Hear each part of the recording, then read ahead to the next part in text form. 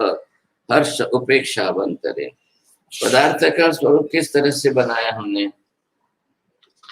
यत् यत् पदार्थम, बोलो, ये आप जो है अन्वय व्यतिरेक की व्याप्ति बना के बोलो।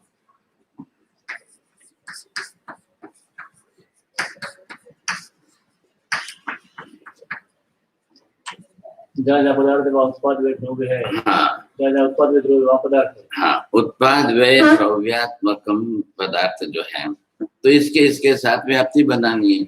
यत् यत् पदार्थम तत् उत्पाद वे द्रव्यात्मकम एवं यत् यत् उत्पाद वे द्रव्यात्मकम तत् पदार्थम एवं। अब ये हम अगर व्याप्ति बनाते हैं तो ये बरोबर है कि नहीं है?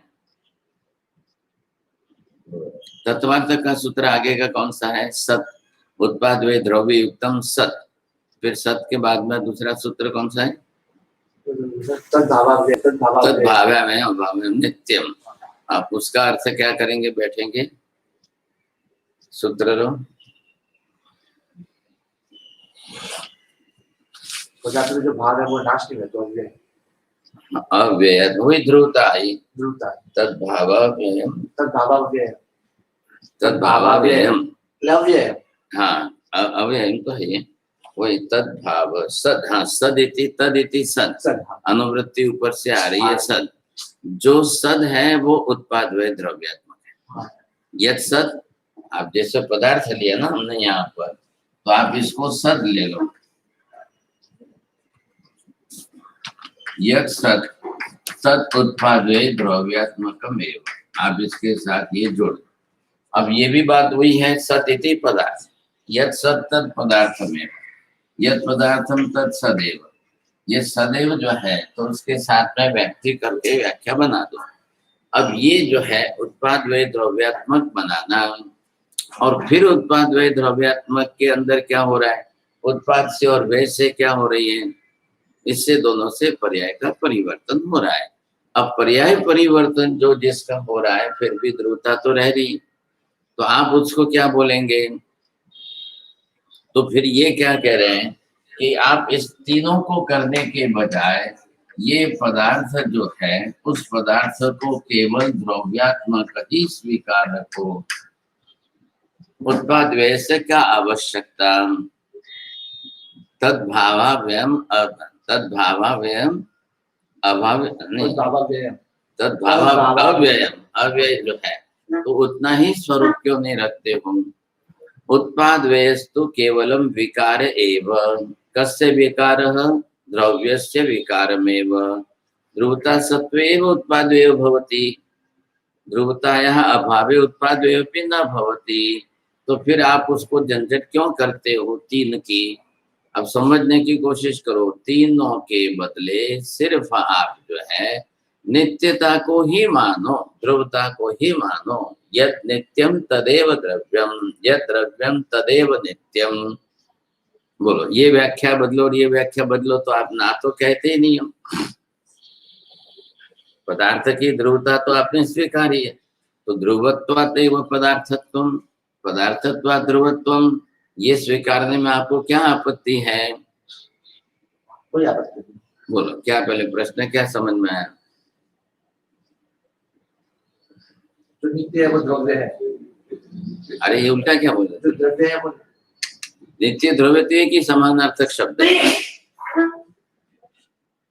जो द्रव्य है वो नित्य है। हाँ, जो द्रव्य है वो नित्य है, जो नित्य है वो द्रव्य है। तो ये आप मानते हो कि नहीं मानते हो? नहीं मानते। क्यों?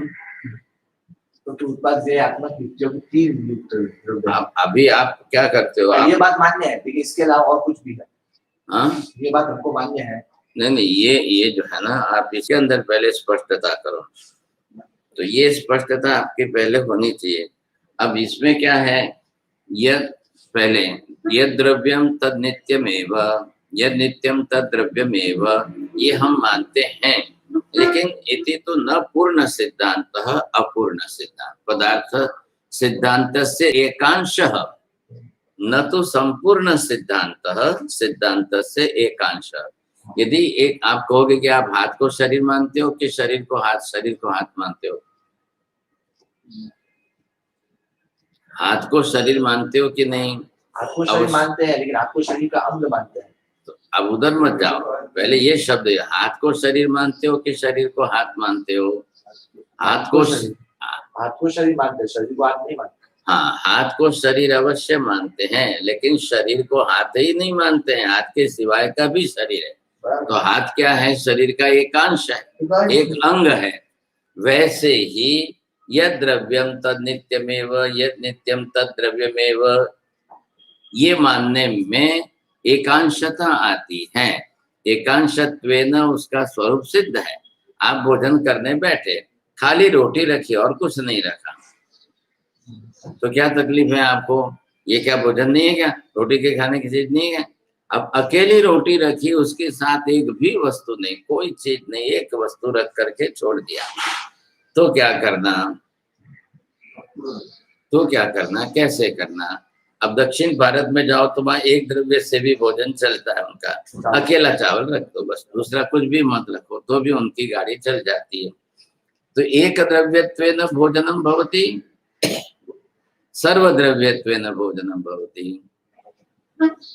तो वहां पर एक द्रव्य क्या आया? तो एकांगत्वेन, एक अंग स्वीकार है, एक अंश स्वीकार है, सर्वांश आपने सर्वांग नहीं स्वीकार है। यथा शरीरे, तो शरीरमिति किम, शरीरम केवलम स्वतंत्र, शरीरम स्वतंत्र पदार्थम नास्ति, शरीरम अंगानां समूहात्मक संज्ञा एव शरीरम, सर्व अंगानां सर्व उपांगानां। तो शरीर क्या है? शरीर एक स्वतंत्र पदार्थ नहीं है, शरीर सर्व अंग उपांगों का समूहात्मक संज्ञा स्वरूप है। वैसे ही द्रव्यम नित्यम, नित्यम द्रव्यम, ये जो है संपूर्ण सर्वांश सत्य नहीं है, ये आंशिक सत्य है।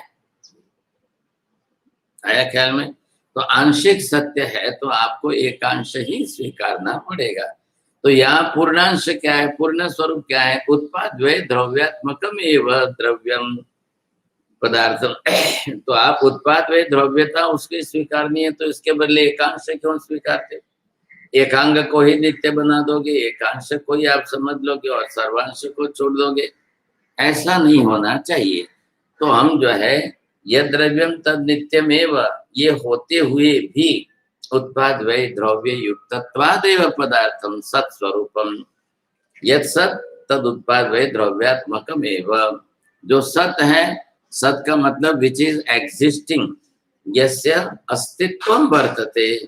अब जिसका अस्तित्व बरोबर बना रहा है वही पदार्थ उत्पाद वै द्रव्यात्मक है, ये स्वीकारना चाहिए। जी सर। अब नैयायिक वैशेषिक सांख्य बौद्ध सब की बात आई, तो ये तो उपाध्याय जी महाराज है, ये बिना अन्य द्रव्यों का खंडन मंडन किए बिना आगे नहीं बढ़ते हैं, ये इनकी विशेषता है। पूरे द्रव्यानुयोग के इस ग्रंथ में से अन्य मतों के खंडन की मन की बातें निकाल दो तो ये ग्रंथ पाव भाग में पूरा हो जाता है। सही। पाव भाग में खाली क्या है, अभी जितना इन्होंने विस्तार किया है, अब ये रचयिता है, ग्रंथ रचयिता है, तो सब दर्शनों की बातों को लेकर के किसने किसने कहाँ कहाँ पर भूल की है, एक एक बाल को लेकर के उसका खुलासा करेंगे तो आगे जाएंगे। ये बहुत बड़ी व्यवस्था है, हमारे सब नहीं कर सकते हैं सर्वसामान्य लोग।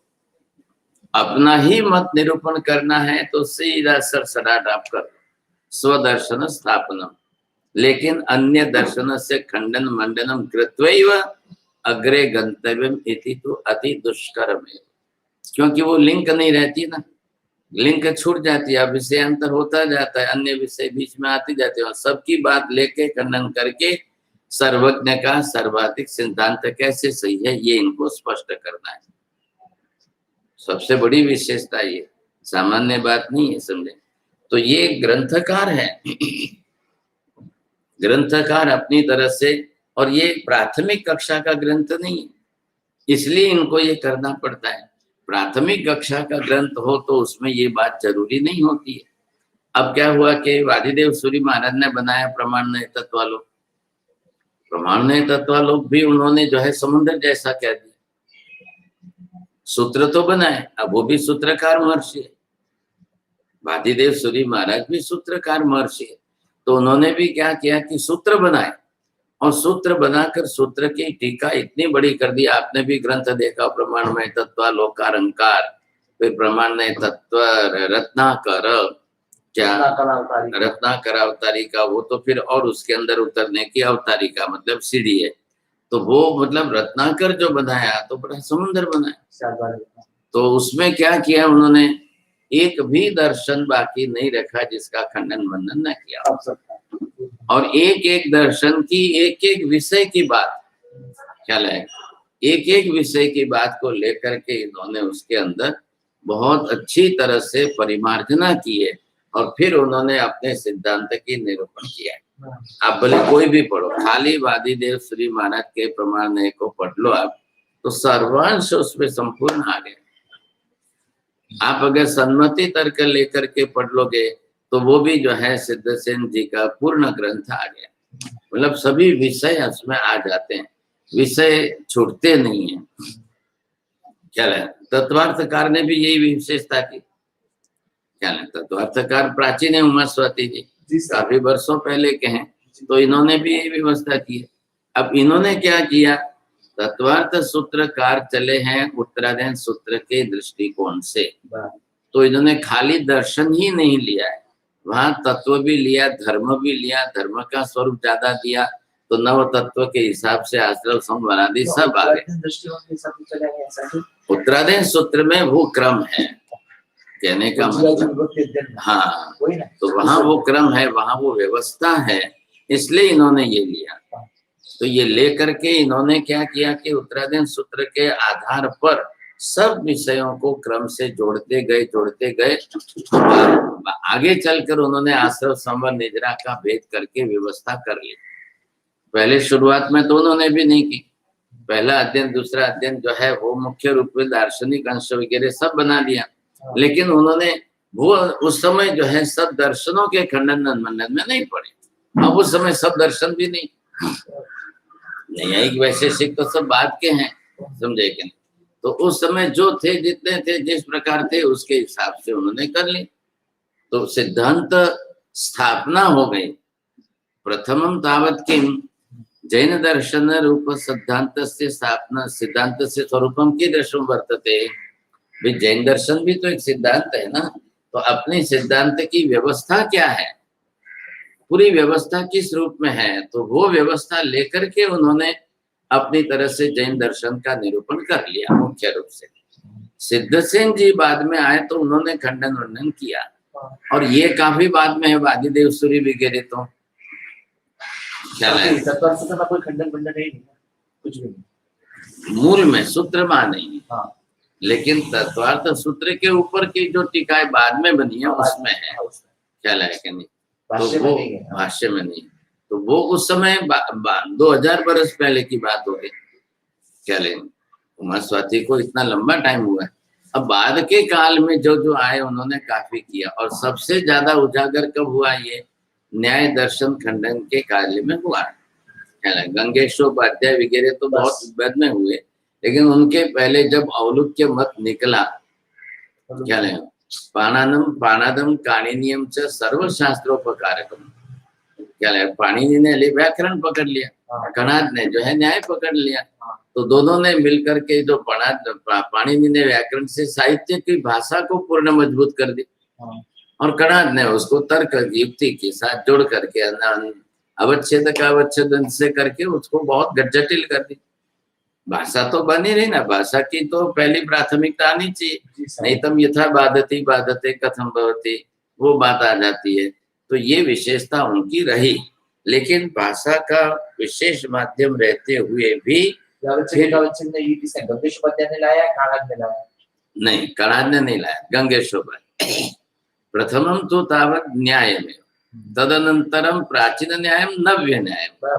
नव्य न्याय की व्याख्या ये रही कि भी उसको नए तरीके से, क्या न्याय तो विषय था ही, न्याय से पदार्थ थे, तो उस समय क्या करते थे, ज्यादा से ज्यादा कार्य कारण भाव से तर्क से साध लेते थे, लेकिन इसके बाद में इन्होंने जटिलता बना करके उसको अनुमान के अंदर ले जा करके, तो ज्यादा ये जो है अनुमान रसी कहा, न्यायी कहा, न तो प्रत्यक्ष रसी कहा, प्रत्यक्षेन पदार्थस्य सिद्धि भविष्यति तथापि तम विहाय अनुमानेनैव सिद्धि कथं करणीया। तम विहायति प्रत्यक्षम विहाय, यदि प्रत्यक्ष से भी पदार्थ की व्यवस्था हो रही है तो उसको साइड में रखो। लेकिन अनुमान तो अनुमान बुभुत्सु कहा एते नहीं आई कहा, जिनको भूख लगी है तो वो अनुमान से ही उनकी भूख सिद्धि होती है, नहीं तो नहीं होती है।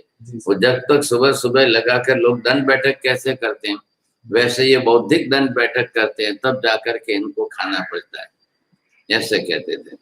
अब ये जो है और इनसे भी वो अलग पड़ गए, बनारसी विद्वानों से दरभंगा के बिहार के विद्वान, तो उनका और इनका दोनों का हमेशा ही आपस में चलता रहता था, इसलिए वाद विवाद कला। तो वाद कला चलने के कारण है काशी का फेमस है दरभंगा का, है फेमस है, पहले से ही था, प्राचीन काल से था।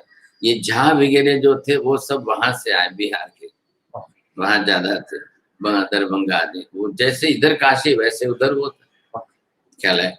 इधर बनारस में यादव, मिश्रा, शर्मा, वेदी, द्विवेदी, त्रिवेदी, चतुर्वेदी, उनके हिसाब से वो ऐसे पंडित जान, और वो लोग झा वगैरह पहले वहां से थे। तो कभी दरभंगा वाले की बिहारी पंडित यहाँ बनारस पढ़ने नहीं आते थे, वो वहीं पढ़ते थे, उनके वहां पर चल समांतर कक्षा चल।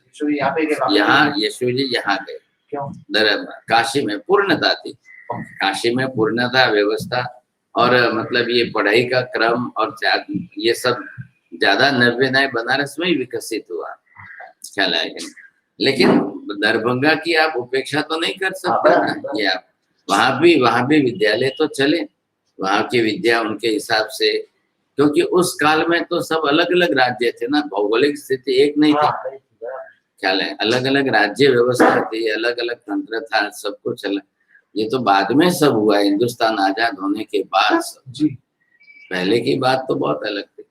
अब उसमें लेकर के आप चलो तो कणाद जो है, कणाद ऋषि जो हुए, और कणाद ऋषि के पूर्व पहले औलुक्य वंश, औलुक्य दर्शन जो चलाए, तो उस समय में भी उनको इसी तरह से, मतलब एक नाम की संज्ञा थी कि उल्लू की तरह से रात को भी इतने विचक्षण देखते हैं, क्या लाए ये औलुक्य दर्शनम का हेतु ये था। तो हमारे यहाँ तो कल्पसूत्र में आता है रोहगुप्ताचार्य, क्या लाएंगे, लेकिन रोहगुप्ताचार्य जो है वो तो बात करने गए थे, रोहगुप्ताचार्य इसके जनक नहीं थे। जनक कौन है? औलुक्य दर्शनम, उनके ऋषि जो है, हाँ, वो उनको ही बताते हैं, रोहगुप्त से पहले हुए। हाँ, तो अपन तो ऐसा बोलते हैं, क्या अपन तो रोहगुप्त बोलते हैं, रोहगुप्त सूरी वाद करने गए। अपन तो रोहगुप्त सूरी ने क्या किया कि वो जीव अजीव 9 जीव की स्थापना कर दी ना, वो तो बराबर, तो वो उसके लिए उन्होंने जो है उत्सूत्र प्ररूपणा कर दी, बस, बाकी कुछ नहीं था। यहाँ पर आप व्यवस्था देखिए, पहले इनका एक प्रश्न इन्होंने उठाया, क्या प्रश्न उठाया इधर समझ लो।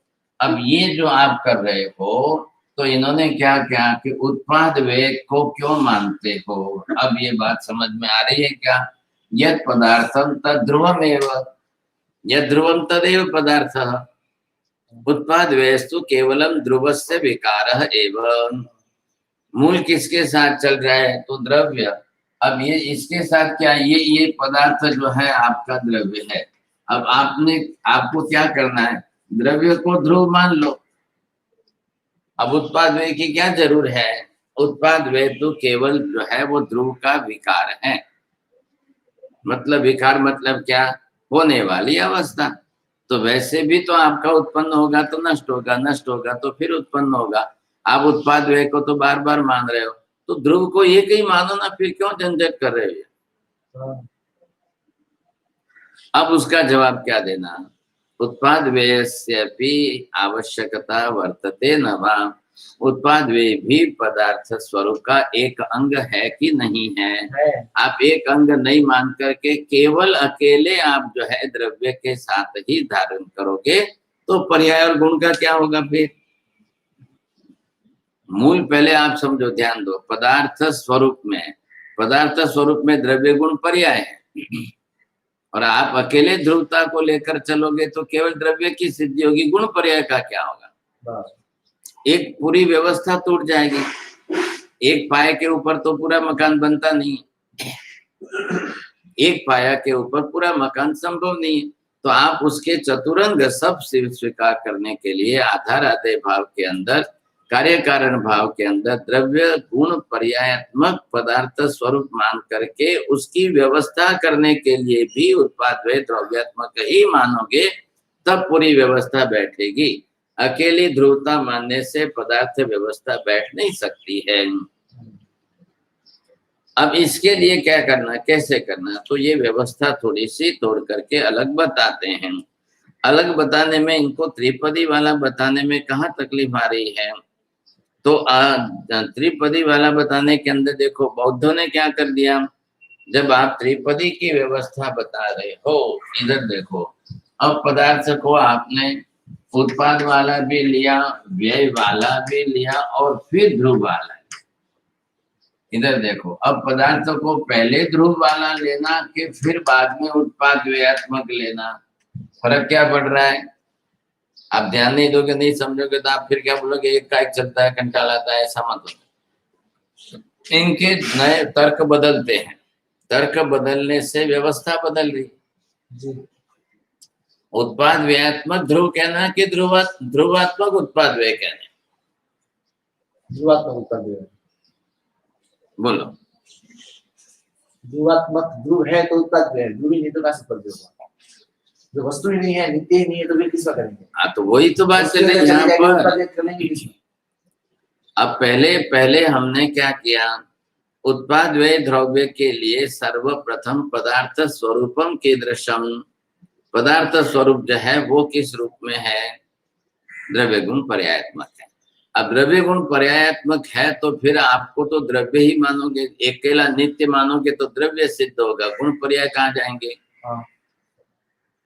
और पदार्थ जो है वो कौन सा पदार्थ ऐसा कि पर्याय रहित है, कौन सा पदार्थ ऐसा है कि गुण रहित है, कौन सा पदार्थ ऐसा है कि द्रव्य रहित है, कौन सा पदार्थ ऐसा है कि केवल गुण पर्यायात्मक ही है और द्रव्यात्मक नहीं है, कौन सा पदार्थ ऐसा कि केवल पर्यायात्मक ही है और द्रव्यात्मक नहीं है। ये जितने 9 भेद हैं सबका हिसाब करना पड़ेगा। अब क्या बात चल रही है, एकांगता, एकांशता और एकांगता। अगर एक अंग को लेकर के आप करो तो जो यहाँ पदार्थ लिया और पदार्थ को लेकर, तो पदार्थ लिया तो ध्यान दो, तीनों बात इसमें समा जानी चाहिए। अब ये लिया पदार्थ तो द्रव्य भी आया, इधर से गुण भी आया, इधर से पर्याय भी आए और इधर से, तब जाकर के आप पदार्थ कहेंगे। अब उस पदार्थ को आप ध्रुव रूप कहेंगे, उस पदार्थ को उत्पाद व्यय करना है, या उस पदार्थ को उत्पाद व्ययात्मक कह करके फिर ध्रुवात्मक सिद्ध करना है। 2 प्रक्रिया है। अब इसमें जाओ कि इसमें जाओ, तो कौन सी सही बैठती है, ये ध्यान में रखेंगे आप। अब ये इसमें क्या हुआ है, तो इसमें जो है बौद्ध जो है वो उन्होंने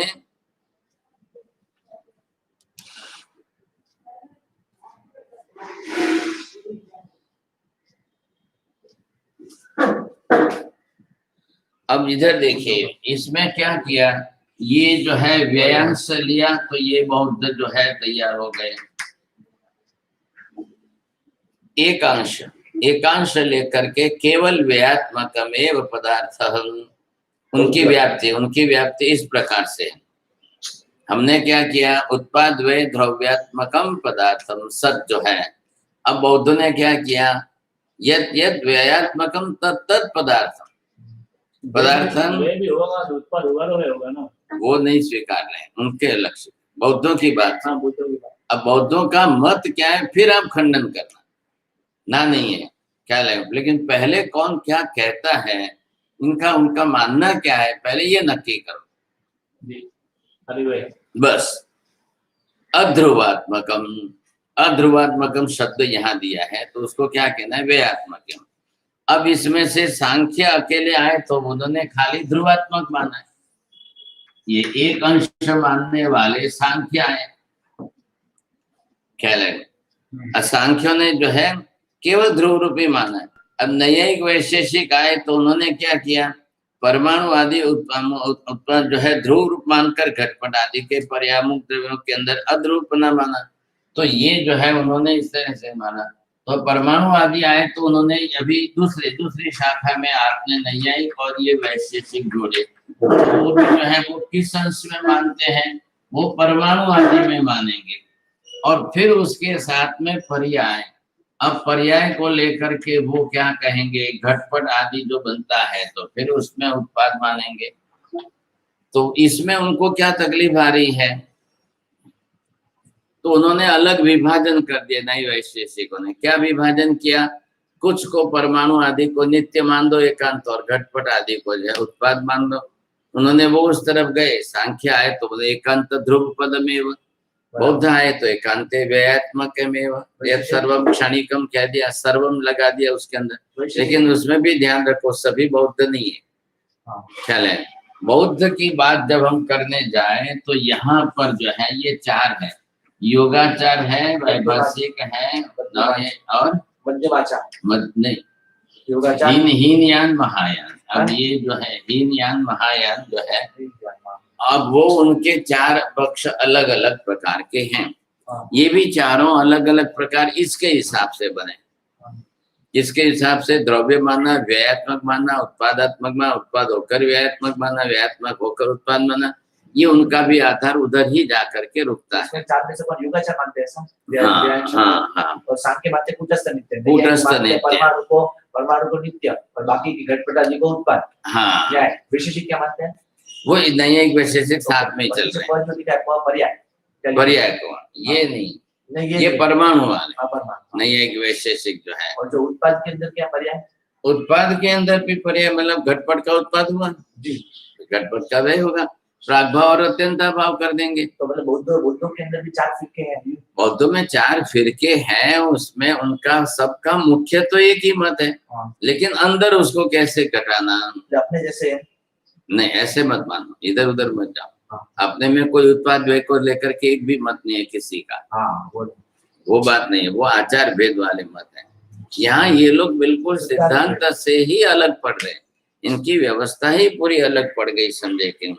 तो ये करके इन्होंने जो किया, तो जैन दर्शन के लिए सबसे बड़ी समस्या क्या आ रही है, अगर आप जो है पहले पदार्थ स्वरूप को द्रव्य गुण पर्यायात्मक माना है, अब गुण पर्याय न मानो तो जो क्या ठीक है, चलो यद नित्यम तदेव द्रव्यम, यद द्रव्यम तदेव नित्यम, द्रव्यम एव नित्यात्मकम, नित्यात्मकम एव द्रव्यम, फिर वहां गुण पर्याय की व्यवस्था टूट जाए।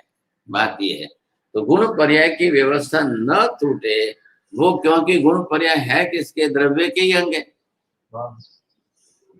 द्रव्य है तो गुण पर्याय, गुण पर्याय है तो द्रव्य है। द्रव्यम गुण रहितम नास्ति, पर्याय रहितम नास्ति। अब इसमें फिर वापिस ये लोग अलग पड़ जाएंगे, नहीं आएगी वैशेषिक।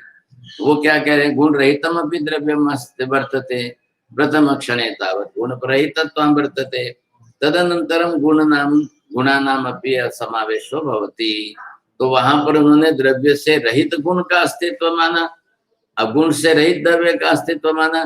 तो जैन दर्शन ने वहां निषेध किया कि आधार आधे भाव को आप तोड़ नहीं सकते हो। आधार आधे भाव से संबंध तोड़ करके द्रव्य को अलग और गुण को अलग, और फिर गुण बाद में आकर के द्रव्य में जुड़ता है, मिलता है, फिर गुण वाला द्रव्य बनता है, ये सब बातें आप मत मिलाओ। ऐसा ये स्पष्टता आपको बैठानी है। तो यहाँ पर ये स्पष्टता बैठाने के हिसाब से एक तो दूर हो गए, नहीं तो आप कर ही नहीं सकते हो, ऐसा करना नहीं चाहिए आपको। तो ये लक्ष्य दिया। अब इनको अलग से लेकर के जब हम करते हैं तब क्या करना है कि उत्पाद व्यय द्रव्यात्मकम एवं द्रव्यम पदार्थम स्वरूपम। अब ये करने में इनको क्या, तो जो हमने पहले दृष्टांत आपने दिया था, जिसका यहाँ पर लिखा है घट व्यय ते उत्पत्ति मुकुटनी ध्रुवता कंचन रे। तो पहले आपने घट सुवर्ण घट से व्यय और सुवर्ण घट का व्यय होने से मुकुट की उत्पत्ति हुई। अब पहले क्या किया था, कार्य कारण भाव किसमें जोड़ा था, ध्यान में है आपको कल का, कार्य कारण भाव, कारण किसके साथ जोड़ा और कार्य में क्या लेता, हर्ष शोक तटस्थता, हर्ष शोक तटस्थता इति किम कार्य रूपम न तो कारणम। अब हर्ष शोक तटस्थता का कारण क्या है? हर्ष का कारण है घटाती को घट मिला इसलिए वो हर्ष है। उत्पाद वे द्रव्य हाँ, कारण रूपम किम। उत्पाद द्रव्य आप पहले उसको घटाओ, अब कार्य कारण भाव संबंध को देखना है, जी, तो एक से कैसे होगा? तीनों चाहिए। हाँ, तो ये पहले आप अंदर समझो, कोशिश करो। अब इधर इन्होंने क्या किया है, ये इन्होंने कार्य रूप में लिखा है। अब कार्य क्या है? 3 कार्य है, हर्ष, शोक और तटस्थता या उपेक्षा भी लिखो। अब इन तीनों के लिए इन्होंने कारण के रूप में, अब इसका कारण क्या लेना है? तो उत्पाद, व्यय और द्रव्यता। अब ये जो है आप इसके लिए कारण रूप में स्वीकारते हो, ये देखो। तो द्रव्य वाले के लिए तटस्थाई, व्यय वाले के लिए और उत्पाद व्यय के लिए। अब आपने द्रव्य कोई भी ले लिया, इधर आपने जो है क्या लिया, सुवर्ण लो, तो सुवर्ण के हिसाब से जीव लो, तो जीव के हिसाब से जगत का व्यवहार किसमें चल रहा है? कार्य रूप में चल रहा है, हर्ष, शोक और तटस्थता। तो यहाँ पर घर में बालक जन्मा है, उत्पाद हुआ तो हर्ष होगा। कोई मरा है, शोक हुआ, मरा गया तो शोक हुआ। और जीव का घर में रहना, भाई माँ तो है ना, चल बालक मरा है, माँ तो है ना, तो कल दूसरा बालक है होगा।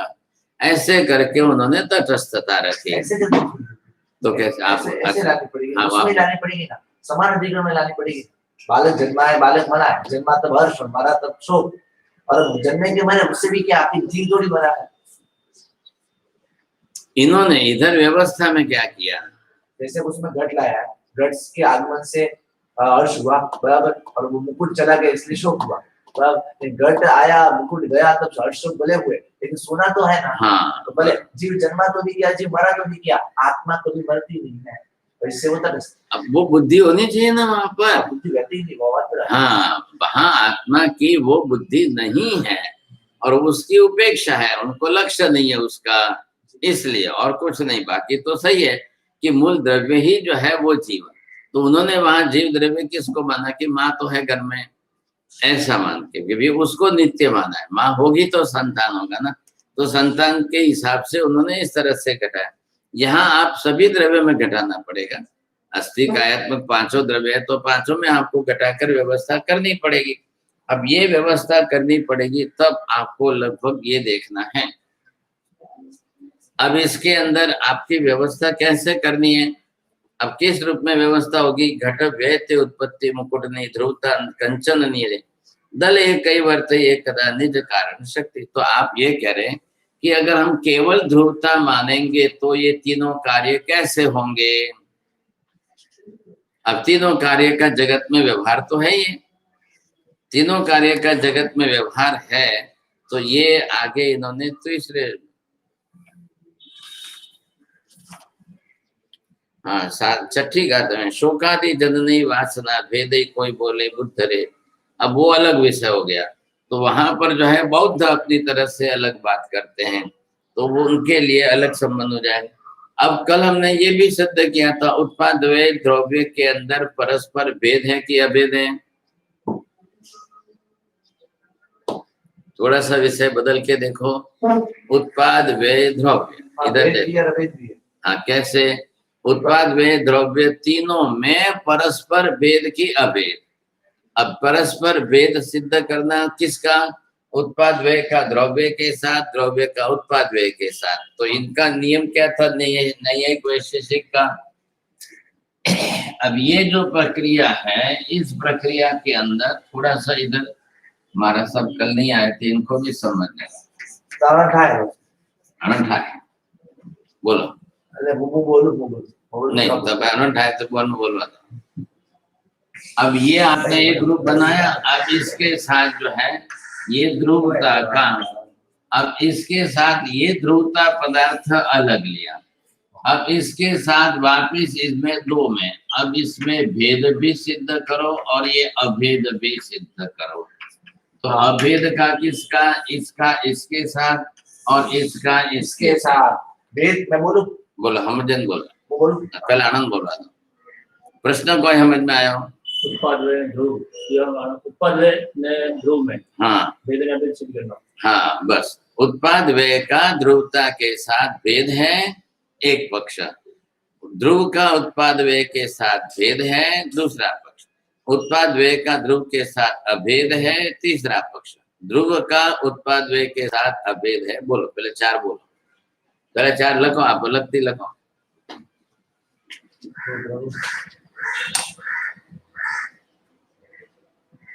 उत्पाद वे का ध्रुव के साथ भेद है, ध्रुव के साथ भेद है। हाँ, फिर उत्पाद व्यय का ध्रुव के साथ अभेद। अभेद। हाँ, अब उल्टा लिखो, ध्रुव का द्रव्य पदार्थ का उत्पाद व्यय के साथ ध्रुव का उत्पाद वे के साथ भेद है और भेद है।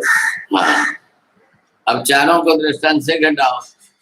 चलो अब ये समझा रहा आपने, रुको बोलो समझाओ ये चारे। उत्पाद व्यय का लिखा था, ध्रुव के साथ भेद, ध्रुव के साथ भेद है।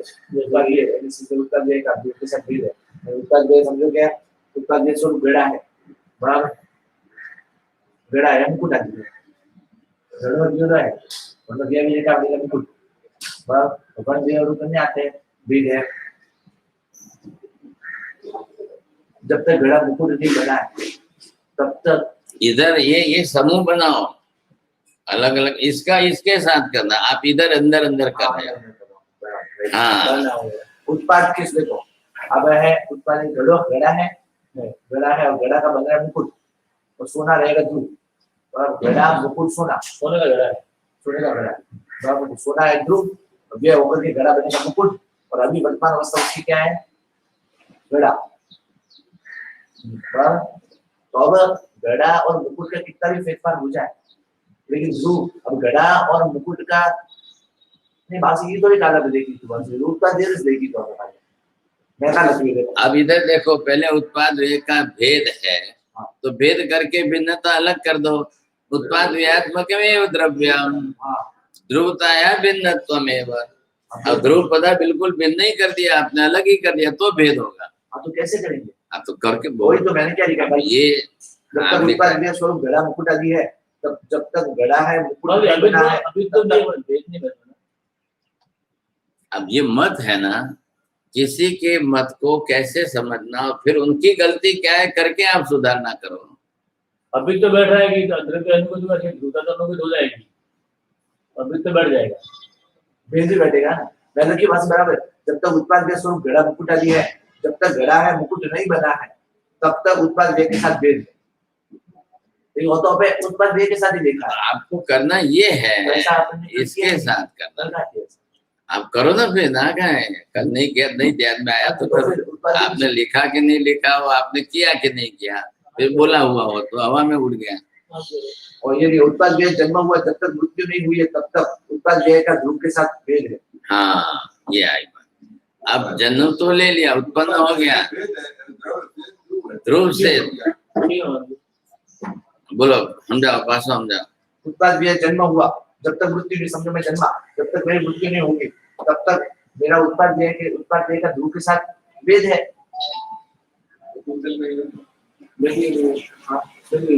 आत्मा को अलग द्रव्य है और भूतल अलग द्रव्य है। ये मैं अभी शरीर प्रज्ञा को धारण रखे बैठा हूँ, बराबर? मेरा जन्म हुआ है, जब तक मैं नहीं मरूंगा, बराबर, तो मेरे शरीर प्रज्ञा के साथ में रहूंगा, तब तक अब कब तक उत्पाद व्यय जो मेरी वर्तमान अवस्था है, बाल्य अवस्था, युवा अवस्था, प्रौढ़ अवस्था, वृद्धावस्था, उसका ध्रुव के साथ यानी आत्मा के साथ भेद है, क्योंकि आत्मा अलग द्रव्य है और भूतल अलग द्रव्य है, बराबर? आपसे ध्रुवता के साथ आपको उत्पाद व्यय की प्रक्रिया होते हुए भिन्नता रखनी है। तो इधर थोड़ा सा आगे बढ़ जाओ। उत्पाद व्यय की प्रक्रिया अंदर बाल्यावस्था, प्रौढ़ावस्था, प्रतिक्षण उत्पाद व्यय होते हुए भी शरीर आपका अभी 100 वर्ष तक टिक रहा है, उसकी ध्रुवता शरीर की, शरीर को स्थिर करके आपने ध्रुव बनाया, और फिर भी उत्पाद व्यय की प्रक्रिया से अवांतर पर्याय का परिवर्तन होता जा रहा है। अभी आप बालक नहीं कहलाओगे, अभी युवा कहलाओगे, आप युवा नहीं कहलाओगे, प्रौढ़ कहलाओगे। तो जो अवांतर शरीर में ही हो रहा है, लेकिन शरीर की ध्रुवता, अभी किसको पकड़ा आपने? अभी आत्मा पर जाओ मत। आप पहले शरीर को, तो शरीर की ध्रुवता के साथ रख करके भेद किया, उत्पाद व्यय होते हुए भी शरीर तो बना रहा है। शरीर में उत्पाद भी तो हुआ ना, शरीर में ही हुआ है, फिर भी शरीर बना रहा है। शरीर बना, शरीर नष्ट नहीं हुआ ना। हाँ, वो ध्रुव। उत्पाद व्यय की अवान्तर पर्याय होते हुए शरीर स्थिर है, ये कहने का मतलब है। तो शरीर स्थिर है, तो उन्होंने इस तरह से आपने उत्पाद व्यय की प्रक्रिया करते करते भी शरीर आपका स्थिर है, ये स्वीकार लिया आपने। तो भेद किसके साथ करना है? अब भेद हो गया ना, शरीर के साथ भेद हो गया, फिर भी उत्पाद व्यय हो रहा है। हाँ, ये बात है। समझ में आया? अब अभेद हुआ, ये नहीं, भेद हुआ। शरीर के साथ उत्पाद व्यय हो रहा है, शरीर है और अभेद किया आपने, अभेद हुआ। अब उसको भेद करो तो शरीर का ही व्यय हो जाए, कल कोई बच्चा ही मर जाए तो शरीर नहीं रहा, उत्पाद व्यय की प्रक्रिया ही हो गई, समझे कि नहीं? तब भेद होगा शरीर से। अब शरीर से भेद करके करोगे तो पहले शरीर को लो पहले। अब बच्चा ही है और अवान्तर पर्याय नहीं हुई और मर गया, तो उत्पाद व्यय के साथ ध्रुवता का भेद हो गया, तो उत्पाद व्यय भी पूरा हो गया, ध्रुवता भी पूरी होगी। ध्रुवता रही नहीं ना, इसलिए भेद किया उससे भिन्न। और इसमें शरीर की एकात्मता बनी हुई रही और फिर अंतर की अवान्तर पर्याय में उत्पाद व्यय होता जा रहा है। वापस है जी, वो जो बाल्यावस्था में रहा और वो युवावस्था उसकी आई नहीं, वो मर गया, उत्पाद हुआ, व्यय हो गया, ध्रुवता नहीं, तो रही ना। 25 साल वो नहीं, अभी आपने जितनी इसमें अंदर जो है अभेद भाव बना रहे हो, तो शरीर के साथ उत्पाद व्यय का अभेद बना रहा, और भेद बना रहे हो तो शरीर भिन्न हो गया और उत्पाद व्यय होता रहा। ये आपको सिद्ध करना है। अब इसके अंदर जो है पर्याय परिवर्तन ही आपको स्वीकारना है। तो भेदा आप स्वरूप कैसे स्वीकारते हो? तो इन्होंने जो है, मैंने कल दो पहले दिन आप थे उस समय, उपैवा विगमे दुवैवा, वा शब्द का अर्थ क्यों किया? तो वा शब्द से इन्होंने क्या लिया है? स्यात् शब्द। वा बोलो कि स्यात् बोलो, एक अर्थक है। कैसे? तो स्यात् से अपेक्षा करके भाई केवलम उत्पादमेव द्रव्यस्य स्वरूपम नास्ति, केवलम व्ययमेव द्रव्यस्य स्वरूपम नास्ति इति कृत्वा गणधरैः पुनः पुनः किमर्थं प्रष्टव्यम। क्यों पुनः गणधरों ने बार बार पूछा? यावत् पर्यंतम पदार्थस्य पूर्ण स्वरूपम न द्योत्यते तावत् पर्यन्तेव गणधरैः पुनः पुनः प्रश्न भेद समझ में नहीं आया। तो अभेद समझ में आया, तो भेद यही हुआ ना कि आपने उत्पाद व्यय लिया, उत्पाद व्यय लेकर के व्यय हो गया, तो ध्रुवता नहीं बनी, ध्रुवता रही नहीं ना, तो ही भेद तो रही ना, वो आप गिनना ही नहीं है, व्यय ही करना है, कैसे कहेंगे? अभी भी कैसे मानेंगे? व्यय ही करना पड़ेगा। आप उसके कल बोलोगे नहीं जन्म तो 2 मिनट तो रहा, 10 मिनट तो रहा, 2 महीना तो रहा, 10 महीना तो रहा। बच्चा जन्म लिया, 100 साल तक जिया, तो उसका बाल ध्रुवा युवा सब अवस्थाएं हुई, उत्पाद हुआ, शरीर से उधर हुआ। हाँ, ये अभेद हो गया। हाँ, ये अभेद हो गया। अब बच्चा जन्म लिया, 15 साल तक बोल दिया, खाली बाल से युवा तक आया, तो पर्याय एक पूरी नहीं हुई, एक ही पर्याय में पूरा हो गया। एक पर्याय तो हुई ना, एक पर्याय में व्यय हो गया ना। हाँ, व्यय हो गया, तो उत्पाद के बाद तुरंत व्यय हो गया। तो अभी था ना 15 साल तक, तो बस, तो तब तक था, तो तभी तो भेद कैसे मानना उसको? तो बाद में अभेद हुआ, तो बाद में क्यों मानो? जब पूर्वावस्था मानते तो पश्चात अवस्था भी मानो। तो पहली अवस्था के अंदर अभेद मान, 100 साल के बाद उसका भेद हो जाएगा, हो जाएगा, बरोबर है। एक में दो वही तो भेदा भेदी तो घटाना है, क्या लगेगा? आपने अगर काल की व्यवस्था ही छोटी बड़ी करके मानना है तो ध्रुवता को आपने उसी हिसाब से लिया तो माना, तो वही आप में होगा। फिर हमने जीव को ही द्रव्य मान करके उस शरीर के उत्पाद के पर्याय मानी, इसलिए जीव द्रव्य की नित्यता त्रिकाल नित्यता रही, वहां भेद ही है सर, वहां अभेद नहीं है। तो आपने जीव द्रव्य की लेकर के बार बार उत्पाद होता रहेगा, तब अभेद आएगा। समझ में आई बात? जीव द्रव्य को आपने अलग से स्वतंत्र मान लिया, अब फिर उसी ने पुद्गल को ग्रहण करके पर्याय धारण किया और उत्पाद हो रहा है। अब वो दृष्टि लाओ, जीव शाश्वत त्रिकाल नित्य और बार बार बदलते पर्याय का उत्पाद अनंती बार जन्म ले रहा है, अनंती बार मर रहा है, उत्पाद होता ही जा रहा है। तो जीव द्रव्य के साथ उत्पाद का अभेद सिद्ध होगा, और आप उसको विवक्षा अलग करके करोगे तो भेद सिद्ध हो जाएगा।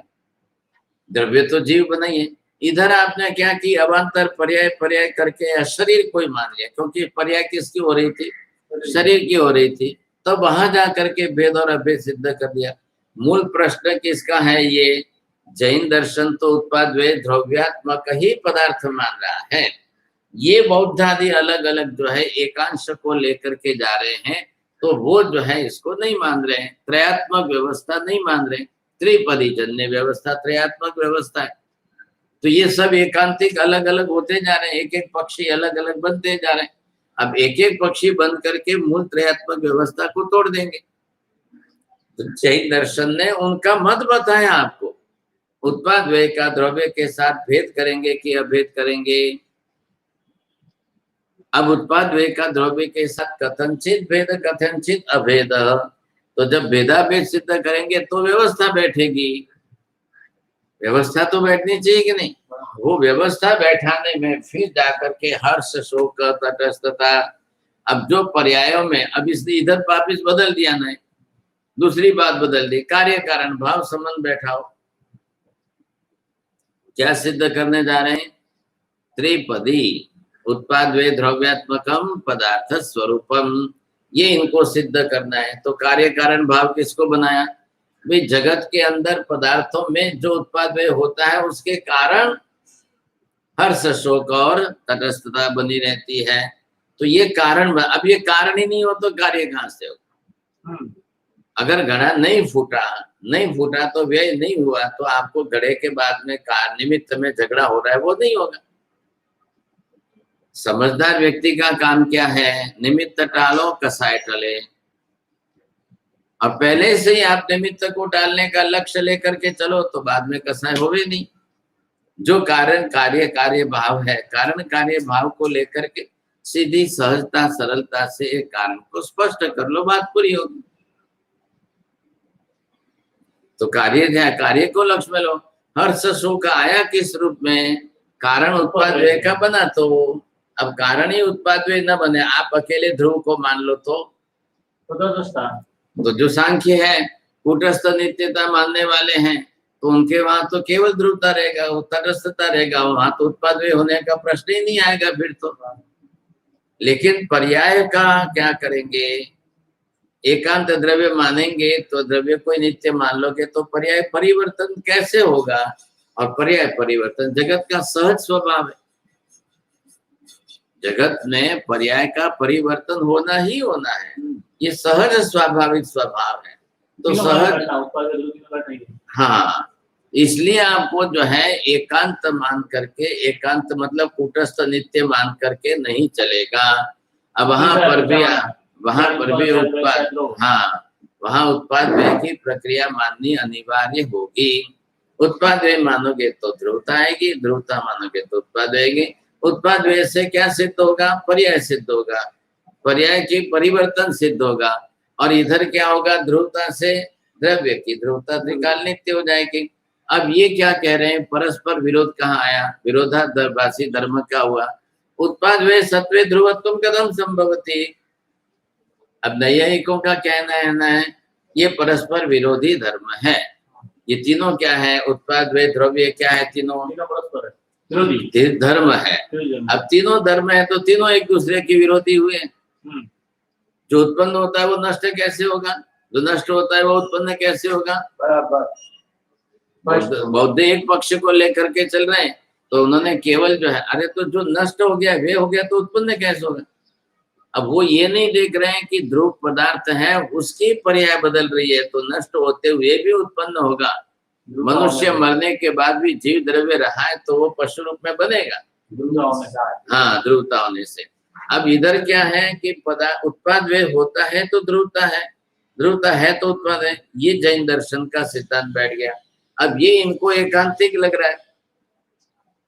और ये परस्पर यथा तम प्रकाशयो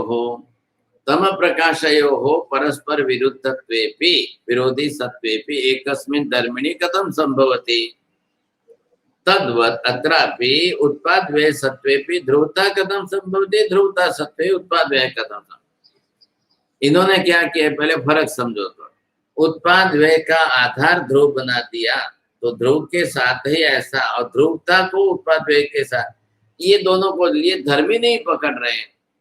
तीनों धर्म को ही पकड़ करके उत्पादय का आधार ध्रुवता को आधार उत्पादय को इस तरह से तम प्रकाश की तरह से विरुद्ध धर्म स्वीकार करें। आधार गलत पकड़ गए। हाँ, अब इधर क्या आपको करना है, सुधारना। भाई उत्पाद वे भी एक धर्म है और ध्रुवता भी एक धर्म है। दोनों का मूल आधार तो पदार्थ नित्य द्रव्य है। उन्होंने उत्पाद व्यय का आधार द्रव्य मान लिया, द्रव्य का आधार उत्पाद व्यय मान लिया। हाँ। ये भी सबसे बड़ी इनकी भूल। हाँ, अब आया ख्याल में आधार आधे किसके, धर्म का आधार आधे मत करो आप, धर्मी का आधार आधे करो। क्या समझ में आया? धर्म का आधार नहीं करना, धर्मी का आधार करना है। आधार आधे भाव जो संबंध बैठाना है वो धर्मी का करो। धर्मी में धर्म का संबंध वो आधार आधे भाव से बैठाओ तो आपको कहीं तकलीफ नहीं आएगी। बात इतनी सी है। अब धर्मी का आधार आधे, ये धर्म में ही कर रहे हैं, उत्पाद व्यय का ध्रुवता के साथ कर रहे हैं। अब क्या हो गया, इनके साथ आपको कैसे बैठाना है? अब ये देखो, ये जो है ध्रुवता, तो ध्रुवता के साथ इधर आप द्रव्य को बैठाओ और उत्पाद व्यय के साथ गुण पर्याय को बैठाओ। या आपने जो है द्रव्य उत्पाद इसके साथ बैठाया तो पर्याय इसके साथ बैठाए।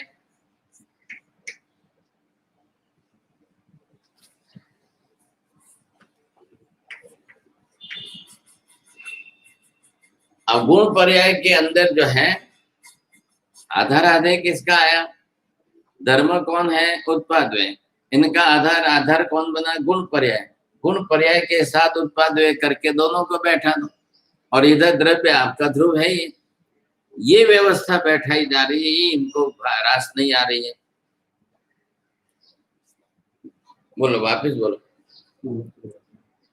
अब इधर क्या बैठाया? इधर देखो, द्रव्य ध्रुवता भी धर्म है, नित्यता किसकी है? द्रव्य। तो आधार बन गया द्रव्य। अब आधार द्रव्य बना तो द्रव्य का धर्म आपने नित्य सिद्ध किया है, बरोबर। अब ये व्यवस्था एक हो गई। इधर उत्पाद व्यय, ये किस में गया? गुण पर्याय में गया। तो पर्याय का परिवर्तन जो है वो उत्पाद व्यय की प्रक्रिया से होता रहेगा, फिर द्रव्य तो बना रहेगा। अभी इधर देखो, प्रकाश और अंधकार, तो प्रकाश और अंधकार क्या है? धर्म, बरोबर। अब प्रकाश और अंधकार द्रव्य तो पुद्गल द्रव्य हो गया। तो पुद्गल की ही पर्याय प्रकाश भी है, पुद्गल की ही पर्याय अंधकार भी है। तो पुद्गल द्रव्य में जाकर के ध्रुवता आ गई, उसमें से आपको परस्पर विरोधी लगता ही नहीं है। ये जो प्रकाश और अंधकार दोनों स्वतंत्र है, स्वतंत्र नहीं है। क्यों नहीं है? दोनों पुद्गल की पर्याय है, तो उसमें परस्पर विरोध कहाँ आ रहा है? नहीं, बस तो वो विरोध पकड़ के बैठे हैं। हाँ, वो विरोध पकड़ के परस्पर, प्रकाश का अंधकार के साथ विरोध, अंधकार का प्रकाश के साथ। तो जैन दर्शन ने सिद्धांत क्या दिया है? भी दोनों ही पुद्गल द्रव्य है। पुद्गल द्रव्य के गुणधर्म वर्ण गंध रस स्पर्श है। स्पर्श 8 प्रकार के, तो 8 प्रकार के स्पर्शों के अंदर शीत उष्ण भी तो विरोधी है। वैसे ही प्रकाश और अंधकार परस्पर विरोधी स्पर्श है।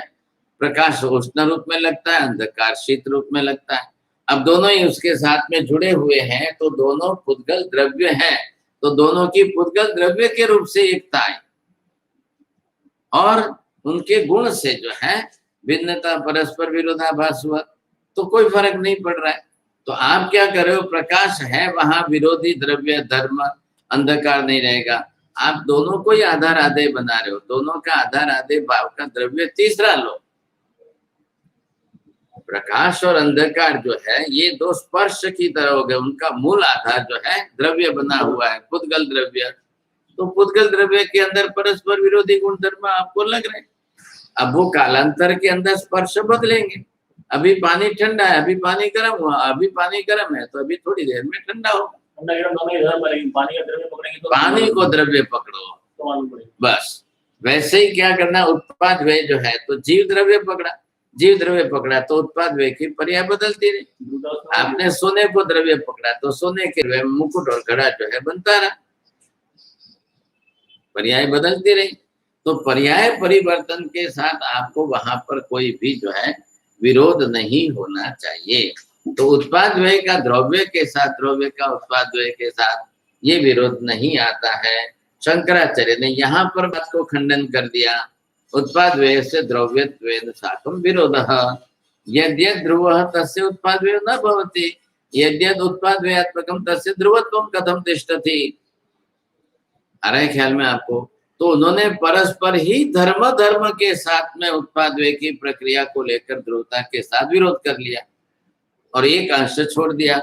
द्रव्यत्वेन ध्रुवत्वम पर्यायत्वेन उत्पादव्यत्वम, इसका खंडन उनके अंदर नहीं मिल रहा है। ये वो शंकराचार्य नहीं समझ रहे।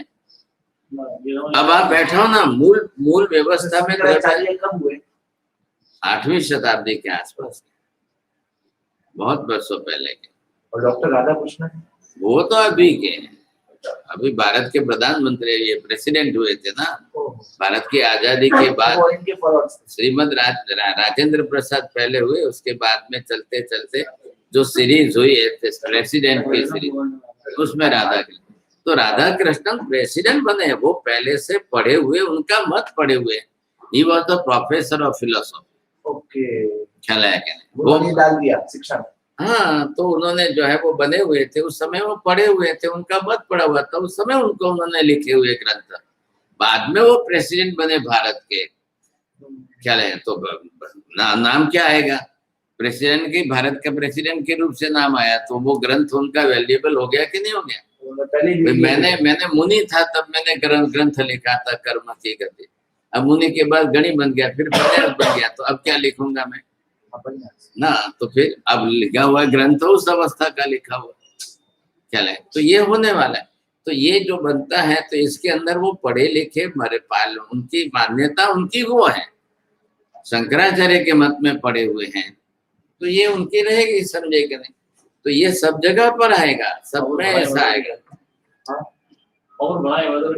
हाँ, तो हम अपना पढ़े, अपना जैन दर्शन के तात्विक पदार्थ के सिद्धांत आप पढ़े। आप करो एक विद्वान में स्कूल खोलो, क्या है तात्विक स्कूल, द्रव्यानुयोग की स्कूल खोलो कि सब विद्यार्थियों को पाया से उत्पाद व द्रव्य का स्वरूप पढ़ाओ। क्यों नहीं आवे? विद्वान में तो घना है सब, कोई भी आओ ना, सिद्धांत पढ़ाना है आपको, द्रव्य स्वरूप आपको पढ़ाना है। इधर सब व्यापारी बन जाते आते, इधर बुद्धि बदल जाती। बॉम्बे आए का है, किस लिए आए? मुंबई व्यापार के लिए आए।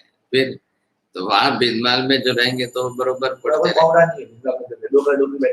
वो बात अलग, अभी बैठे क्या लगे आप बनाओगे तो वहां भी पढ़ेंगे। ये जरूरी है। कहने का मतलब जैसे यशोवी जी महाराज ने वहां पर पाठशाला बनाई थी बनारस के अंदर, उनके काल से जो चली व्यवस्था तो वो बंद हो गई। वो हमारे धर्मश्री महाराज गए तो उन्होंने वापस चालू करके वही नाम रखा, यशो विजय की पाठशाला चालू क्या रहे, क्योंकि चालू शास्त्र अभी तो कहाँ है, शास्त्र सिद्धांत द्रव्यानुयोग पदार्थ जैन दर्शन का है। अब पढ़ने पढ़ाने वाले कोई नहीं है। और जैन दर्शन के अंदर, जैन धर्म में सबसे ज्यादा हमारा खून जो है वो व्यापारी खून है। व्यापारी खून, धनार्थी खून है, धर्मार्थी नहीं है। बच्चा जन्म से है, अब वो पढ़े 2 पुस्तक पढ़ाए कि 4 पुस्तक पढ़ाए, वो जाकर व्यापार करने लगेगा तो सेट हो जाएगा। वो कैसे भी सेट हो जाएगा, तो कुछ भी करने लग जाएगा। धर्मार्थी है। हाँ, धर्मार्थी नहीं है, साधु तो है, लेकिन साधु भी अब कहाँ पढ़ते हैं, वो भी बहुत कम होते जा रहे हैं ना। समस्या ये ग्रंथ, इन ग्रंथों का अभ्यास कम होता जा रहा है। क्या लगेगा? और ये पायाभूत जो मूल ग्रंथ थे, इनकी बात अलग हो गई। है ना, 10 जगह पर है। साधु साधियों के लिए 10 जगह पाठशाला है। बम्बई के अंदर 100 शिक्षक है, लेकिन एक भी शिक्षक द्रव्यानुयोग का स्पर्श नहीं करते। ये ग्रंथ लिखा, ये भी पंडित जी थे, धीरू भाई। क्या लगेगा? ये धीरज लाल डायाबी मेहता, ये भी पंडित ही थे। हाँ, लेकिन ये पंडित थे, पंडित महसाना के प्राचीन पढ़े हुए थे। अब इनके पास पढ़ने वाले जो आए, उनमें से भी 100 में से 90% कर्म ग्रंथ के आए। न्याय के, दर्शन के ग्रंथ पढ़ने वाले इनके पास 2, 5, 10 गिनती के नहीं है। और उसमें भी जिनको इन्होंने जो भी थोड़ा बहुत पढ़ाया क्या उस समय इन्होंने ये ग्रंथ बनाया, यशु विजय के मूल ग्रंथ के ऊपर पूरी टीका व्यवस्था वगैरह करके बनाया। अब ये आपके हाथ में है तो ये भी पंडित जी है प्रवीण भाई, तो इन्होंने भी बनाया, ये बड़े मंजे हुए व्यवस्थित पंडित है। अब इनके पास पढ़ने वाले आने चाहिए कि नहीं, और इन्होंने व्यवस्था रखी है वहां पर अहमदाबाद के अंदर गीतार्थ गंगा में बधाने भणावे छे, शिकवाड़े छे। पण भाई एमां 100 मांथी 90 साध्वीजीओ आवशे, 4 महीना ज भणे छे, हवे आना माटे 4 वर्ष જોઈએ। चला, एक सरीखी पढ़ने की व्यवस्था होनी चाहिए, फिर उनके लिए प्रतिबंध होना चाहिए कि आप विहार इधर उधर करो लेकिन पढ़ो यहाँ पर रह करके। ये हमारे साधु साध में सबसे बड़ी समस्या विहार की आई, इसलिए पढ़ना रुक गया। यशु विजय तो गए तो 12 बरस तक बनारस में ही रहे, वो डट करके जम करके रहे, वो 12 बरस रहे ना। आज आपने 9 बरस वास्ते विचार रह दिया एकीकरण पढ़ना ख्याल है, तो ये तो अभ्यास तो करना ही पड़ेगा, अभ्यास के बिना तो नहीं चलेगा। विद्या के लिए तो आपको समय देना ही पड़ेगा, और जो कोर्स का एक बार रहता है तो अभ्यास करना अनिवार्य। जी सर। अब ये जो व्यवस्था इन्होंने चली, बुद्धि का बादशाह अभ्यास करो तो मारेगा नहीं। सही बात है, अन्न कठिन है क्या है, बुद्धि बार यही नहीं, बुद्धि बार होती है पुत्र पर। तो वो देखो वो क्यों है अंदर अगर पहले पदार्थ का बोध जम जाएगा, मूल पदार्थ, तो बुद्धि उसमें घूमेगी। हाँ, अभी क्या हो रहा है, मूल पदार्थ का बोध नहीं है और बुद्धि जा रही है बाहर के दिशा में, तो उससे क्या होगा, ठोस अभ्यास नहीं होगा फिर। जी साहब। तो उसमें हम जो है कुदाकुद करते रहेंगे फिर। अब बहु कार्य कारण बे एक जो कहे ते द्रव्य स्वभाव रे, तो कारण भेदा भाव थे हुई कार्य भेदा भाव रे। अब ये आगे थोड़े से बड़े हैं, इन्होंने अपनी तरह से जो व्यवस्था बैठाई, तो इसमें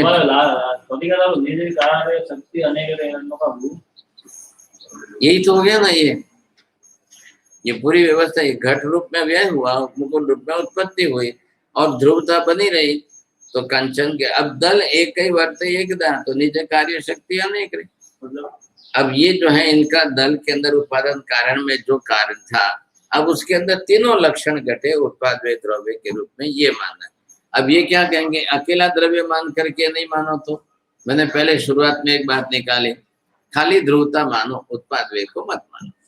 उत्पाद व्यय को क्या मानना है, खाली विकार। तो उत्पाद व्यय को मान लो कि अभी ध्रुव शब्द को बाजू में रख करके एक बार शक्ति, तो शक्ति कायम है। अब शक्ति का विकार जो है उत्पाद और व्यय में होता रहता है, तो पहले उसी को छोड़ दो आप, ये सब इतनी लंबी झंझट मत करो। तो ये सब लंबी झंझट छोड़ करके एक ही पक्ष को मान, बस। अब आपने ये उत्पाद व्यय छोड़ दिया, अब पदार्थ को वापस जो है इधर ही आओ। अब पदार्थ जो भी है वो सिर्फ ध्रुव है, तो जो पदार्थ बन गया, अब पदार्थों को आप अकेले नित्य ही मानो। अब नित्य माना तो क्या हुआ, उत्पाद और व्यय जो था ये प्रक्रिया आप इसको तोड़ दो। हाँ, ऐसा एक मत सांख्य चला है, एकांत ध्रुव मान करके अब उसके उत्पाद व्यय की प्रक्रिया को आप छोड़ दो। तो इसको क्या मानना, तो इसके बीच में इन्होंने ये शब्द दिया है विकार, जिसका नित्यता का विकार, नित्यता का विकार होने से एक तरफ तो उत्पाद हुआ और दूसरी तरफ वही आकर के व्यय बन जाएगा। तो आप वो होता रहे, आप उसको छोड़ दो, ये क्यों मानते हो, तो आप तो खाली नित्य ही मानो। पकड़ दिया भाई, यह सत तद नित्यमेव। हमने क्या कहा यहाँ पर शास्त्र में, उत्पाद व्यय द्रव्यात्मकम सत, वो भी मान रहे, परिवर्तन तो वो भी मान रहे। हाँ, विकार रूप में कह दो, वो उसको मान। तो इन्होंने क्या कह दिया कि द्रव्यगत अनुगत शक्ति, अब इसको आप अब एक शक्ति के रूप में स्वीकार, बस। अब उसका व्यय होना या उत्पन्न होना उसके विकार है। तो मतलब क्या हुआ, मुकुट बना तो भी जो है सोने का विकार, और घट बना तो भी सोने का विकार। क्या है, निज शक्ति अनेक निज शक्ति अनेक है। हाँ, अनेक से निज कार्य शक्ति अनेक, कार्य अनेक होते रहेंगे, एक ही कारण मानो ना द्रव्य को, बस। अब उसके अंदर एक कारण आपने स्वीकार लिया है निज शक्ति द्रव्य को, तो उसके अंदर होते रहेंगे सब। अब ये इन्होंने दिया, तो इनका मत सही है कि गलत है? एकांतवादी एक मत को लेकर चले तो क्या होगा? गुण पर्याय का क्या होगा फिर? ये भी स्वीकारना पड़ेगा आपको।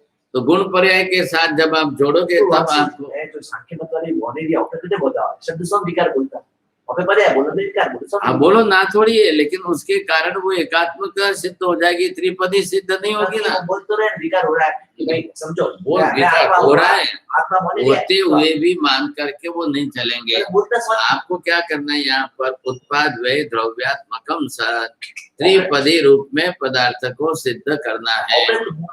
मोक्ष आप मोक्ष बोलते हो, मैं सदानंद बोलता हूँ, ये मोहन बोलते, क्या फर्क क्या है? तकलीफ क्या? सब बोलता कोई शब्द शब्द के साथ पूरी व्याख्या बदल जाती है। नहीं बदल रहा है, ये भी बोल रहे कि पदार्थ नित्य है, कि उत्पाद जो होता है वो विकार है, विकार नहीं फर्क। समझो ये मनुष्य पर्याय में है, इनका विकार हुआ, तो आत्मा तो इनकी भी नित्य है, फिर वो पशु बनेंगे। वो विकार होते रहेंगे, उसको मत गिनो आप। तो आपको तो सिर्फ नित्य आत्मद्रव्य मानना है। ठीक है, बोल लो, पकड़ तो वही सब नहीं करते हैं, वो एकात्मकता ही आ गई फिर उसमें। कार्य अनेक होते रहेंगे, कारण एक ही मानो, तो फिर आप गुण पर्याय को कैसे लेकर के चलेंगे? ये बात आएगी। फिर जब आपने नित्य एक द्रव्य माना तो उसके विकार में उत्पाद वे की प्रक्रिया जीव द्रव्य को माना, तो फिर आप उसका जन्म मरण मानो ही मत। फिर जन्म मरण को विकार गणने जाएंगे तब फिर उसकी जीव द्रव्य की ध्रुवता कहाँ जाएगी? यहाँ जन्म मरण की पर्याय पुद्गल में हो रही है, कर्ता जीव है। जन्म मरण से पुद्गल द्रव्य की अंदर ही पर्याय बदली, तो जीव द्रव्य को तो अनुगत माना कि जीव द्रव्य आकर के पुद्गल को ग्रहण करके उत्पाद व्यय कर रहा है। तो वो क्या कह रहे हैं? वो विकार के रूप में करके उसको गौण कर दो, विकार का व्यवहार मत करो, वो होता है होने दो। तो हमें शाम के दर्शन आज है? हाँ है, तो दर्शन तो बना हुआ है ना। आज लोग है ना मान्यता फॉलो। हाँ है, तो फिर वो क्या करते को पड़ता ही नित्य है। हाँ बस वो नित्य ही मानते हैं। बनता तो रोता नहीं, बिल्कुल नहीं। अब वो रोता है कि नहीं रोता है वो घर में जाके उनसे मतलब है, उनको वो नहीं देखना है। उनके कई सिद्धांतों से विरुद्ध व्यवहार चल रहा है, व्यवहार से सिद्धांत कुत्ता बना गधा बना भले विकार है बस। अविकार को मत देखो आप, उसको नित्यता को ही देखो। निश्चय निश्चय करने जाते व्यवहार नहीं तो पर्याय है कि नहीं है? वो पर्याय के आसार व्यवहार जुड़ा। ऋषि वो वहाँ क्या ना, हाँ वो तो करते रहेंगे। जबरदस्त है ना थोड़ी ख्याल आएगी। लेकिन उसमें पतंजल योग दर्शन के अंदर कमी क्या है? सिद्धांत से भेद क्या आ रहा है? नहीं, ये मत पकड़ो, इतना मत पकड़ो। उसके ऊपर उपाध्याय जी महाराज ने ग्रंथ लिखा है। किसके ऊपर? पातंजल योग सूत्र पर टीका लिखी है। पातंजल योग सूत्र वही रखे उनके ही, लेकिन उसकी टीका इन्होंने युगसेवी जी महाराज ने लिखी। देखने में आई हो तो पढ़ो। देखिए योगदर्शन समुच्चय में भी हरिभद्र सूर्य महाराज ने उनके कोटेशन दिए हैं। ललित विस्तार में भी इनकी कोटेशन दी है। और युगसेवी जी महाराज ने लिखा है कि भाई पातंजल ऋषि पहली दृष्टि में आए हुए महात्मा मोक्ष मार्ग में है, स्पष्ट शब्द लिखे। तो ना थोड़ी। हाँ तो अब तो हाल गड़ा है। नहीं पहली दृष्टि बोला है ना आपने। पहली दृष्टि तो फिर क्या तकलीफ? तो पहली दृष्टि भी, लेकिन तो भी कितनी अच्छी चीज है। पहली दृष्टि में आए वहां तक तो मिथ्यात्व है, तो ना थोड़ी है। तो जाना क्या है? ऐसे नहीं, वो जिस नए से उनको न्याय करते उस नए से न्याय। पहली दृष्टि बोला तो पहली दृष्टि में मिथ्यात्व है तो विपरीत प्ररूपणा करेंगे, इसमें क्या हो गया? उपाध्याय जी महाराज ने पातंजल योग दर्शन के ऊपर पूरी टीका बदल दी, उनके अर्थ भाव को बदल दिया। पतंजलि के ही जो पतंजल योग दर्शन का भाष्य है उनका जो अर्थ है, और वो उपाध्याय ईश्वरी जी के ग्रंथ के हिसाब से मिलाओ तो मेल ही नहीं खाता। लेकिन उपाध्याय जी के पास क्या था? उनका सम्यक दर्शन स्थिर है, दृष्टि बनी हुई है, उस हिसाब से उनके सूत्रों को लेकर के उन्होंने पूरा ग्रंथ बना दिया। सूत्र उनके ही रखे, रहने दो भाई, आपके ही सूत्र रहने दो, कोई हरकत नहीं है। उनको सूत्र उनके ही रखे और सूत्र उनके रख करके पूरी अर्थ विवेचना इस हिसाब से बैठा दी। क्योंकि वो कौन कर सकता है? जिनको पदार्थ का त्रिपदीमय ज्ञान सही है और नए और आदि का सप्त ज्ञान सही है, सप्तभंगी से आद्वात का ज्ञान सही है, वो किसी के भी सिद्धांत को अर्थ में इस तरह से बैठा सकता है। सूत्र का संक्षिप्तीकरण होता है, सूत्र में इतना विस्तार नहीं होता है, इसलिए सूत्र में मूल बातें आ जाती है, ख्याल है कि नहीं। लेकिन उसकी पर्याय खोलने में, अर्थ विवेचना करने में आपके पास दृष्टि है तो आप बना करके खोल दो। इसीलिए तो उमा स्वाति महाराज के तत्वार्थ सूत्र को दिगंबर भी मान रहे हैं और श्वेतांबर भी मान रहे हैं, दोनों की खींचातानी है। तो श्वेतांबर तो कहेंगे कि भाई उमा स्वाति जी श्वेतांबर है, दिगंबर कहेंगे कि नहीं वो तो दिगंबर है, लेकिन सूत्र में नहीं है, ख्याल है। तो सूत्र दिगंबरों ने बाद में बैठा करके जोड़ दिए अंदर दिगंबर सूत्रों में, उमा स्वाति के सूत्रों में। जैसे भक्तामर में भी यही हुआ ना, 4 गाथाएं जोड़ दी गई पीछे 44 के बाद नहीं, अंदर ही बीच में 4 गाथा जोड़ दी गई। तो उन्होंने 44 की 48 पूरी कर दी वापस, अनुसंधान जोड़ दिया। अब वैसे ही उमा स्वाति के तत्वार्थ सूत्रों में जितने सूत्र है उसमें उन्होंने अपने कई सूत्र गुस्सेड़ दिए। वस्त्र की बात है, जो भी बात है, कई ऐसे सूत्र हैं जो अब आज श्वेतांबर मान्यता में जो तत्वार्थ सूत्र है वो लेकर के दिगंबर मान्यता वाले तत्वार्थ सूत्र को लोगे, सूत्र में ही फर्क आ रहे हैं, कई सूत्र उनके अलग ही आ रहे हैं, नहीं आ रहे हैं। उमा स्वाति ने सब जगह पर वो सभी सूत्र नहीं दिए, कालश्चैत्य के एके इति किम, एक वाले जो है उनकी जिसकी मान्यता है वो इतना ही उन्होंने स्पर्श अलग से किया है। तो एक के टाइम में उमा स्वाति महाराज थोड़ी दिगंबर कह रहे हैं, भाषा में लिखा होगा दिगंबर नहीं कह रहे ना। बाद में उमा स्वाति के टाइम में कौन दिगंबर कौन श्वेतांबर था, तो फिर उन्होंने एक ही शब्द लिखा है, उन्होंने कोई मत वाले, क्योंकि उस समय भी हम देखो कितने 384 मत थे, क्या लगेगा। तो अलग अलग जिनके जितने मत थे उन सबके मतों के आधार पर काफी कुछ बने हुए। दिगंबर मान रहे हैं उमा स्वाति महाराज को कि वो दिगंबर थे और उन्होंने इस प्रकार के सूत्र अब उनके नाम पर अपने सूत्र घुसा करके भी चलाए। हाँ, तो ये तो बना करके चलाए ना, सबने बनाया, कई लोगों ने ऐसा तो किया ही है, वो तो करते ही रहेंगे समझे। अब ये बस इसी को कहना ना, काम राग स्नेह रागो इसत कर निवारण दृष्टि रागस्तु पापी दुरुच्छेद सतामपि। ये सूत्र क्या कह रहे हैं, सतामपि दुरुच्छेद, क्या लाए। आप इस श्लोक का वापिस अर्थ करना, काम राग स्नेह राग इसत कर निवारण दृष्टि रागस्तु पाप दुरुच्छेद। अब बहुत बड़ा मुश्किल बनाया है इन्होंने, अब ये तो चलने वाला है।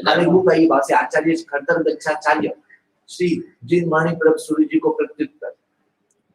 आइए हमारे नहीं लाउ कॉलेज ना, हाँ, किस बात का उत्तर है, खरतर गच्छाचार्य जिन मानी प्रभ सूर्य को खंडन, हमारी बात और खंडन, खंडन कहते कि क्या मोर खर पैकेज है, खरतर गच्छा मंदिर तपा गच्छा वाली जगह, वो सर अपनी लड़ाई जबरदस्त लड़ाई भूषण सा खरतर गच्छा वाला विरोध ने पहुंच नहीं पाई, खरतर गच्छा सहस्राब्दी निर्णय ने हजारों महोत्सव मना लिया फरवरी में। अकबर प्रतिबोधन खतर साला का मैं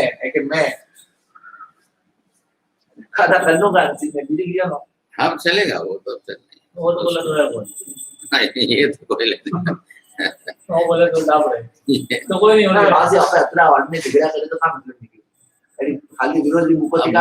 अब उनका नय तो है ना, एक एक गच्छ को उनका अपने दीर्घ काल तक टिकाना है।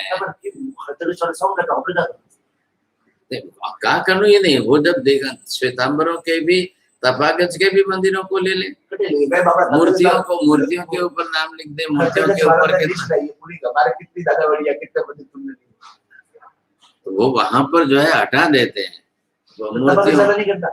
मूर्तियों के ऊपर से चिन्ह हटा देते हैं, वहां तपागज लिखा हटा दे। इसलिए तो पहले से परंपरा चली कि भाई आप लिखते समय तपागज लिखो, नहीं तो पहले से गच्छ भेद की इतनी बातें नहीं थी। पहले तो लिखते थे श्वेतांबर मूर्ति पूजक, दिगंबर मूर्ति पूजक, नहीं तो जैन संघ आता ही था। अब जैन संघ के अंदर फिर बाद में श्वेतांबर आया, फिर दिगंबर आया, फिर उसके अंदर गच्छ शब्द का गुण तो तपागच्छ लिखना पड़ता है, नहीं तो फिर वो भी नहीं हाथ में रहता है। ये सब चले। अब आज थी समय नहीं, जाओ दलाली थी ऐसे मत बोलो। जिस समय तपागच्छ के भी आचार्य हुए तो जिस जिस क्षेत्र में जहाँ गए उन्होंने उसका प्रतिबोध किया। अब ये जो है जैसे मान लो कि अकबर प्रतिबोध, अकबर के समय हीर सूरी महाराज की बात आई। अब अगर होगा तो ना नहीं है। हीर सूरी महाराज जब गए, सुनो हीर सूरी महाराज गए और अकबर के दरबार में उन्होंने प्रतिबोध किया तो उस समय चंपा श्राविका का ही निमित्त था और चंपा श्राविका के हिसाब से हीर सूरी गए, क्योंकि चंपा श्राविका ने कह दिया मेरे गुरु की कृपा से मैं यहाँ बैठे कर रही हूँ। अब जब हीर सूरी के जाने के बाद अकबर के दरबार में जैन आचार्यों के लिए रास्ता खुल गया, बरोबर है। तो 27 बरस तक तो हीर सूरी महाराज जो है शांति सूरी आदि को बार बार भेजते चातुर्मास कराते रहे। तो ताकि क्या है कि भाई ये तो मुस्लिम बादशाह है, अभी इन्होंने नियम बना दिया 180 उपवास के हिसाब से साल के 180 दिन तक जो है जीव हिंसा रोक दी थी। ये छोटी बात थोड़ी थी। आजीवन का सिद्धांत नहीं था, ये तो राज सिद्धांत बना, राजा के यहाँ से कानून बना। तो पूरे भारत के अंदर, दिल्ली तो राज्य का राजधानी थी, वहां से पूरे भारत के अंदर बन गई व्यवस्था। अब कल ये तो मुसलमान बादशाह है, कल इधर उधर कुछ भी बदलेंगे करेंगे। और आज प्रभाव से अगर वो असरग्रस्त हुए हैं तो उन्होंने विनती की थी, क्या हीर सूरी ने, अकबर ने, आपके बाद भी आपके साधुओं को रखो, क्या तब जाकर शांति सूरी आदि को अलग अलग रखा। शांति सूरी को रखने का कारण प्रयोजन था कि मंत्रवादी थे, वहां वैसे की जरूर थी। तो बार 27 बरस तक, 27 बरस में हीर सूरी ने तो 7 बार भी नहीं गए होंगे, तो दूसरों का कोई प्रवेश नहीं हो ऐसी बात तो नहीं है। साधु वेश से जो जाए वो तो श्वेतांबर मूर्ति पूजक साधु है, गए होंगे तो ना थोड़ी है। 27 बरस का काल कोई कम ज्यादा थोड़ी होता है, क्या है कि नहीं। तो ये तो आना जाना तो होगा रहेगा, तो हम निषेध थोड़ी करेंगे भाई कर्तव्यगच्छ के आचार्य नहीं गए। लेकिन आप भी स्वीकारो ना, हीर गए तो तब आगच्छ के थे, आप भी स्वीकारो। 1-2 बरस आपके आचार्य गए होंगे, 1-2 बरस इनके आचार्य गए होंगे, ऐसे करके समन्वय कर लो। हाँ, उनकी पद्धतियां ये बनी थी, उनकी पद्धति में उनके वहां पर दादा गुरु बैठाना प्रथम प्राधान्यता थी, तो उनका गच्छ टिकेगा ना।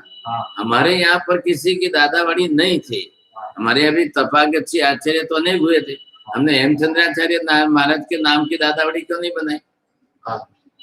हमने हरिभद्र सूरी महाराज के नाम के दादावाड़ी नहीं बनाई। अब हमारे यहाँ तो 100 आचार्य थे, सबके हिसाब से व्यवस्था चलती रही थी, तो हमने नहीं बनाई।